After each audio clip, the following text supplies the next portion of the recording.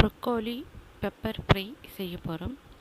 சுடு தண்ணியில் ப்ரொக்கோலி நல்லா கட் பண்ணி வச்சு, சுடு தண்ணியில் உப்பு மஞ்சத்தூள் போட்டு நம்ம கட் பண்ணி வச்சுருக்க ப்ரோக்கோலியை சேர்த்து நல்லா முழுகும்படி வச்சு ஒரு 2 நிமிஷம் மூடி போட்டு வச்சிடலாம்.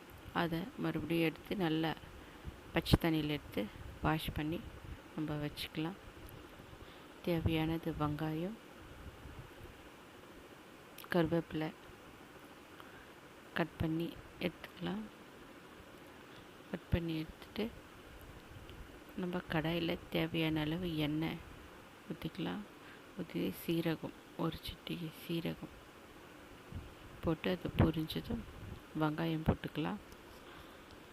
வெங்காயம் போட்டு கொஞ்சம் லைட்டாக கிளறி விட்டு நம்ம க்ளீன் பண்ணி வச்சுருக்க ப்ரோக்கோலியும் சேர்த்துக்கலாம்.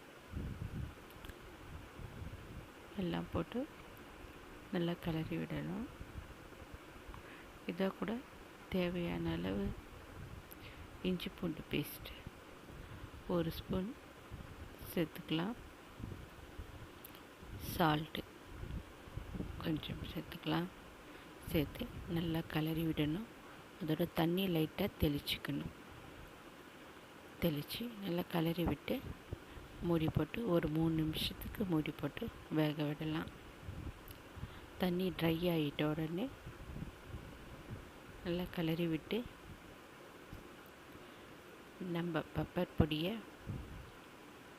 1 ஸ்பூன் சேர்த்து நல்லா கிளறி விடலாம். நல்லா கிளறி விட்டு இறக்குனா சுவையான ப்ரோக்கோலி பெப்பர் ஃப்ரை ரெடி.